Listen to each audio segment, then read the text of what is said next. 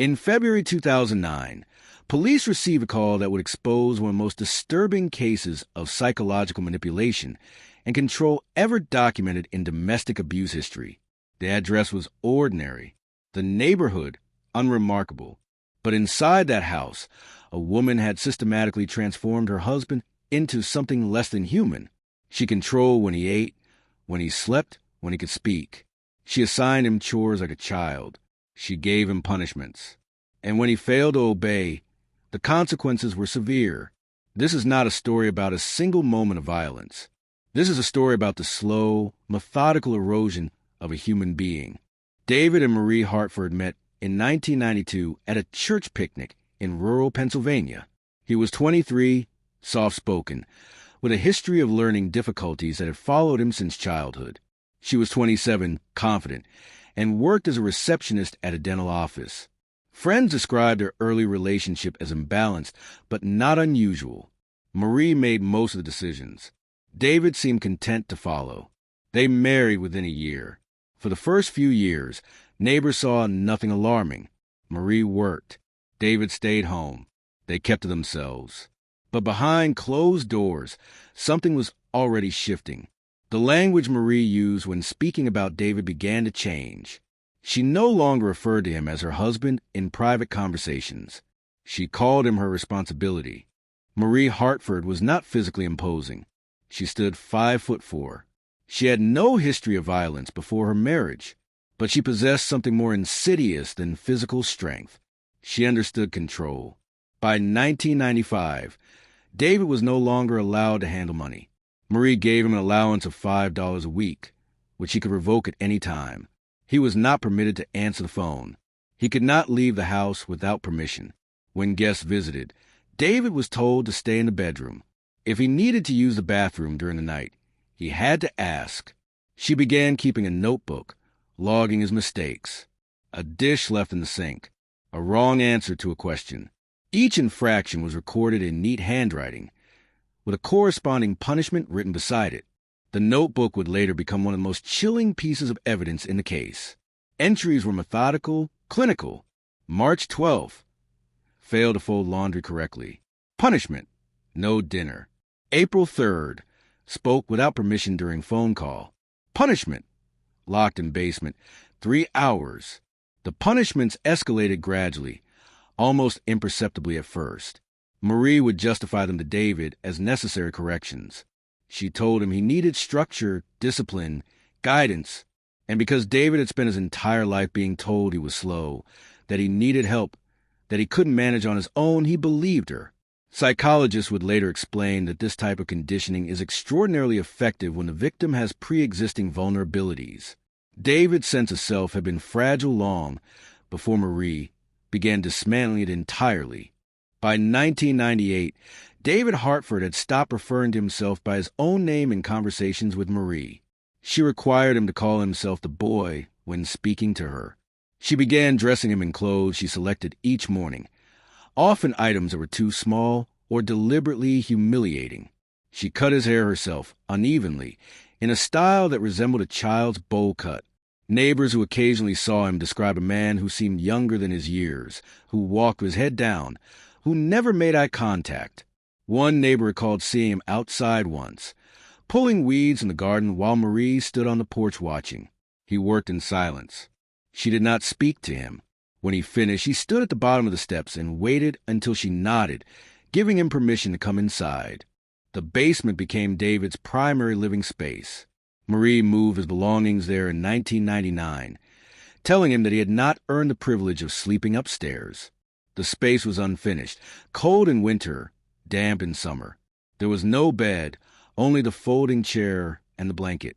David was locked down there most nights. He was allowed upstairs only to complete chores, or when Marie required his presence. She installed a lock on the outside of the basement door. Investigators would later find scratches on the inside of that door, marks made by fingernails, evidence that at some point David had tried to get out. But those attempts had been futile, and over time, they stopped entirely. He learned that resistance only made things worse. Marie controlled every aspect of David's diet. She decided what he ate, how much, and when. Meals were often withheld as punishment. On good days, he was given plain rice or a sandwich. On bad days, nothing. She forced him to eat standing up, often in the kitchen while she sat at the table. He was not allowed to use utensils unless she granted permission. Witnesses who saw David during this period described him as gaunt, pale, visibly malnourished. A former co-worker of Marie's recalled visiting the house once and noticing David in the background, standing motionless in the hallway. When she asked Marie if David was feeling all right, Marie laughed. She said he was fine, just tired. The co-worker never went back. David Hartford was not imprisoned in the traditional sense. There were no chains, no physical restraints most of the time. But he was trapped more completely than any locked room could achieve. Maria convinced him, over years of relentless psychological conditioning, that he was incapable of surviving without her, that he was broken, deficient, less than whole, that she was the only person who would tolerate him. And so he stayed, even when the front door was unlocked, even when Marie left for work and he was alone in the house. He stayed because leaving felt impossible, because the world outside seemed more terrifying than the world within those walls. This is the nature of coercive control. It does not require bars. Marie Hartford maintained a public persona that never wavered. She attended church every Sunday. She volunteered at community events. She smiled at neighbors and made small talk at the grocery store. No one suspected what was happening behind closed doors because Marie was extraordinarily careful. She isolated David completely, ensuring that he had no friends, no family contact, no opportunity to speak to anyone outside her presence. When relatives called, she answered. She told them David was busy, that he was doing well, that he sent his love. Over time, the calls became less frequent. Eventually, they stopped. David's family assumed he had simply drifted away, moved on with his life. They had no idea he was living in a basement, eating scraps, calling himself a boy.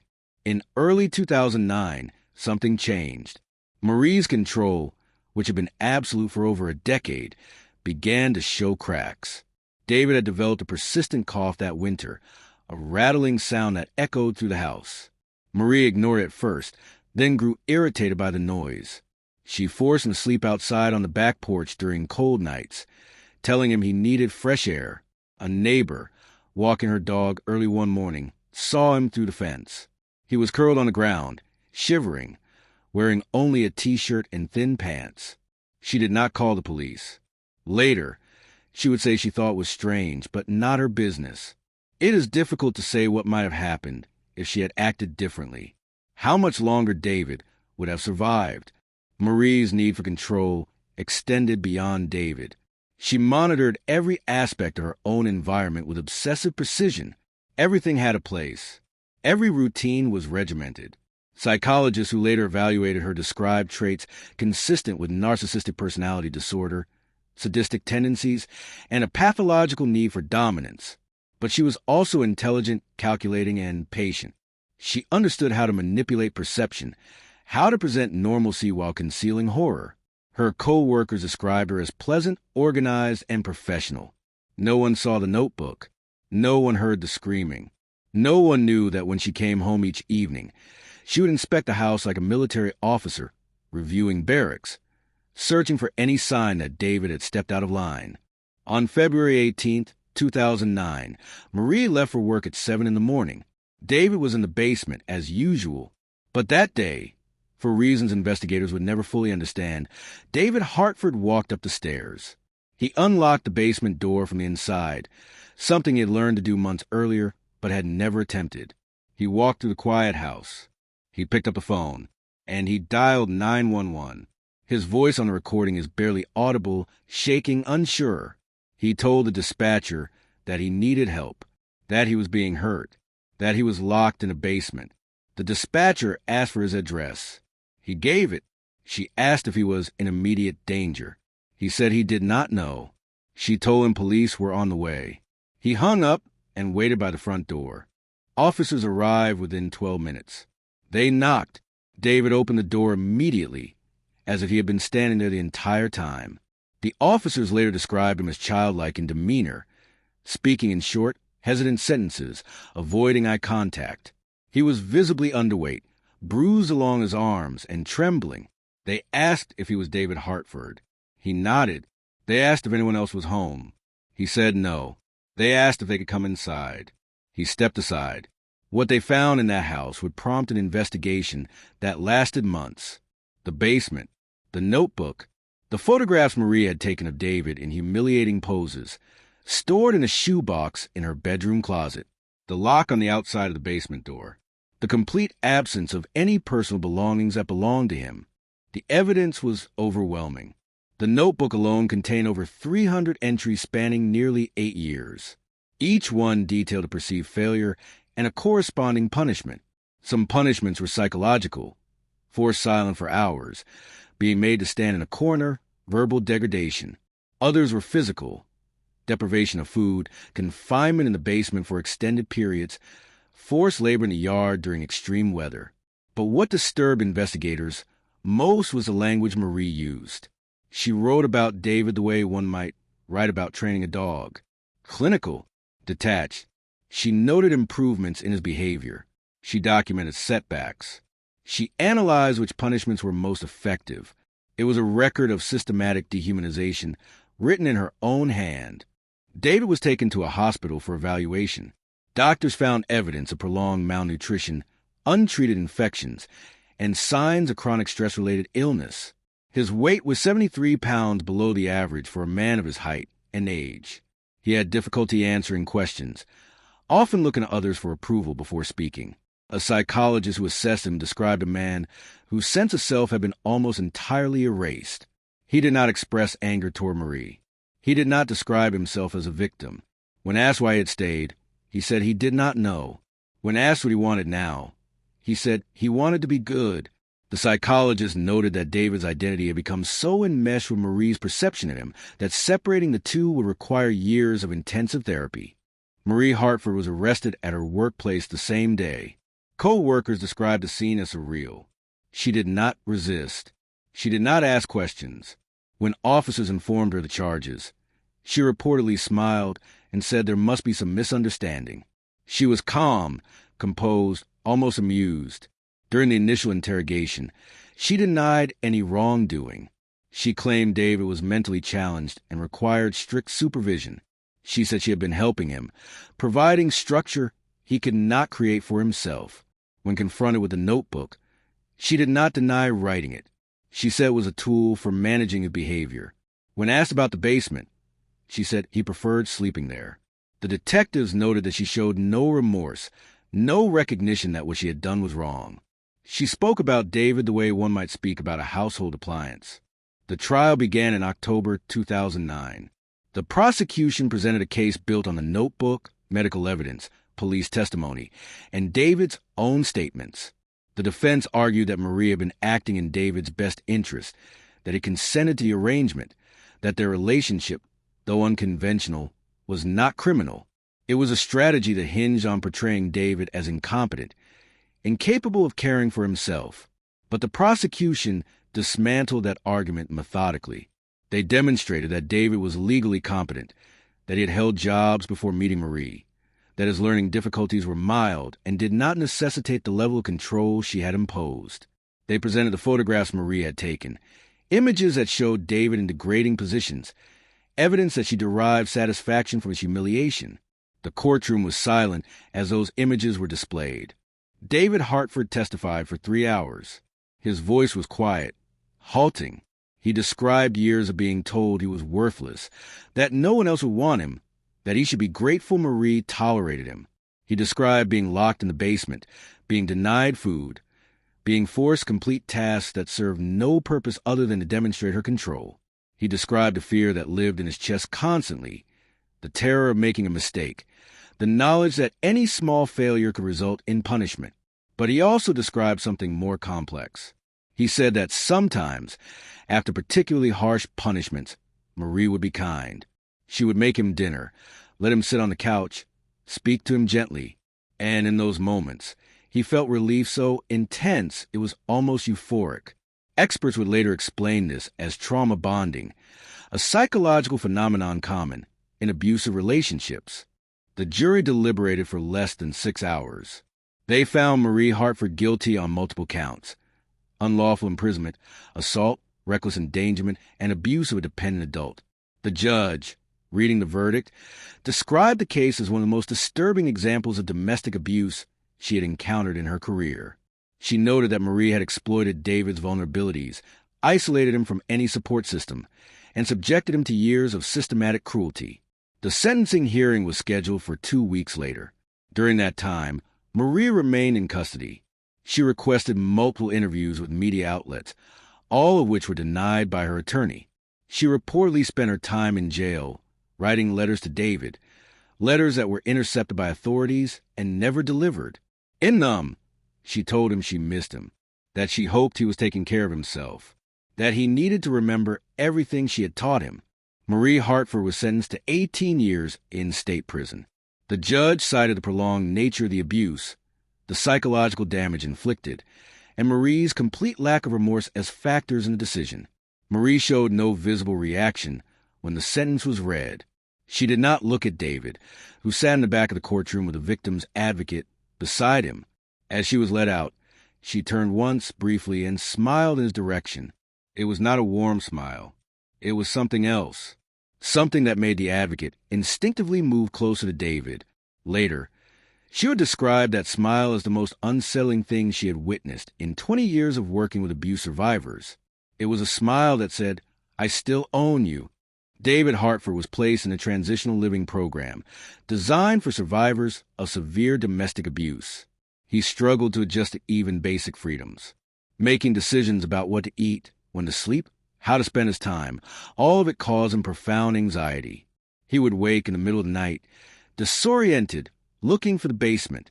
He would stand in the kitchen, paralyzed by the simple act of choosing a meal. Therapists worked with him slowly, patiently, helping him rebuild a sense of autonomy. But the damage was deep. David had spent over a decade being told he was incapable, and undoing that conditioning required more than good intentions. It required time, support, and a willingness to confront the reality that some wounds do not fully heal. David did not speak publicly about the case for years. He avoided media interviews, declined offers to write a book, and requested privacy. Those who worked with him describe a man who was gentle, thoughtful, and deeply afraid of being a burden. He took a part-time job at a library, shelving books, working in silence. He lived alone. He attended therapy twice a week. Slowly, incrementally, he began to reclaim pieces of himself that had been buried. He started using his own name again. He made small decisions without seeking permission. He learned to recognize when someone was manipulating him and how to walk away. But he also carried the weight of what had been done to him, a weight that never fully lifted. Friends said he often seemed older than his years, marked by something they could not quite name. Marie Hartford has never expressed remorse. In letters written from prison, which have occasionally been leaked to the press, she continues to frame herself as a victim of misunderstanding. She writes that she loved David, that she only wanted to help him, that the legal system failed to comprehend the complexity of their relationship. She describes the abuse as discipline, the control as care.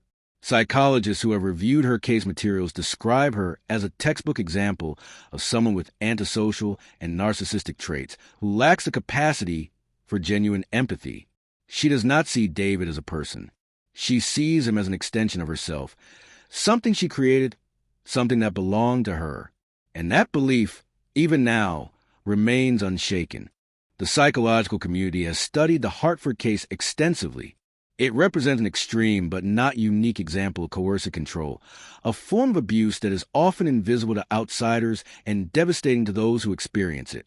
Coercive control does not rely on physical violence, though violence is often present. It relies on isolation, manipulation, and the gradual dismantling of the victim's sense of self. Victims are made to believe they are incapable, unworthy, dependent. They are cut off from support systems, monitored constantly, punished for perceived failures. Over time, they internalize the abuser's perspective and lose the ability to envision a life outside the relationship. David Hartford's case illustrates how this dynamic can persist for years, hidden behind closed doors, undetected by neighbors, co-workers, even family. Following the trial, several states strengthened their laws regarding coercive control and psychological abuse. Advocates use a Hartford case as a rallying point, arguing that the legal system needed better tools to recognize and prosecute non-physical forms of domestic violence. Training programs for law enforcement were updated to include signs of coercive control, isolation, financial restriction, monitoring, infantilization, and degradation. Shelters and support organizations developed resources specifically for survivors of this type of abuse, recognizing that their needs differ from those who have experienced physical violence alone. The case also prompted conversations about how society defines abuse, how we identify victims, and why so many people suffer in silence, trapped by invisible chains that are no less real for being unseen. The house where David Hartford spent over a decade imprisoned by psychological control was sold in 2011. The new owners were not told the full history of the property, though rumors circulated in the neighborhood. They renovated extensively, removing the lock from the basement door, painting over the walls, replacing the floors. But some things could not be erased. A few years after moving in, they reported feeling uneasy in certain parts of the house, particularly the basement. They sold it again in 2014. It has changed hands 3 times since. Each time, the price drops. Neighbors say it has a reputation now, something unspoken but understood. It is not haunted in the traditional sense, but it is marked. The violence that occurred there was not loud or bloody, but it left traces, and those who live there feel them. David Hartford is now in his 50s. He still lives in the same small apartment. He still works at the library. He has made a few friends, cautious connections built over years of slow trust. He does not date. He does not seek out close relationships. Therapists say this is common among survivors of severe psychological abuse. The fear of being controlled again, of losing autonomy, of being vulnerable to someone else's will, that fear can be paralyzing. David has built a life that is quiet, structured, and safe. It is not the life he might have had if he had never met Marie Hartford, but it is his, and that in itself is a form of healing. He has learned to make his own decisions, to trust his own judgment, to exist without seeking permission. It is a small victory, but it is everything. Marie Hartford is eligible for parole in 2027. She has filed multiple appeals, all of which have been denied. She maintains her innocence, insisting that she was wrongfully convicted, that David was a willing participant in their arrangement, that the prosecution misrepresented the facts. Victim advocates and legal experts have stated unequivocally that they will oppose her release. They argue that she poses a significant risk to any vulnerable person she encounters, that she has demonstrated no insight into her behavior, and that her letters from prison reveal a continued pattern of manipulation and justification. David has been informed of her parole eligibility. He has not stated publicly whether he will attend the hearing. Those close to him say he tries not to think about it, that he focuses on the present, on the small routines that give his days meaning. But the knowledge is there always in the back of his mind.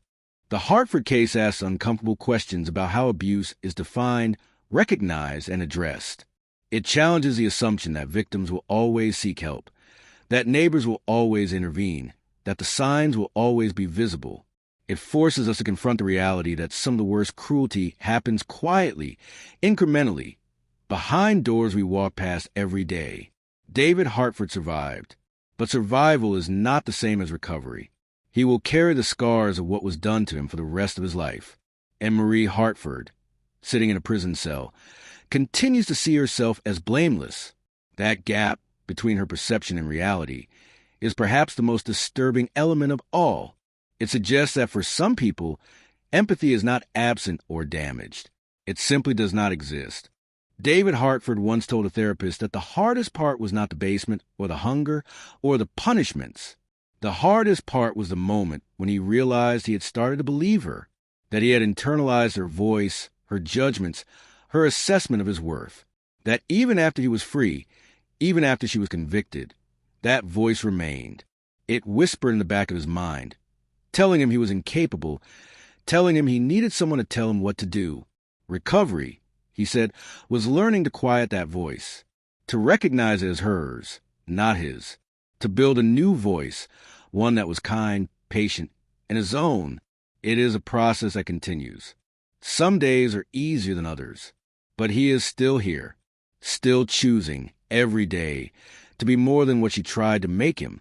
And that choice, quiet and unremarkable as it may seem, is the most powerful act of defiance he could ever commit.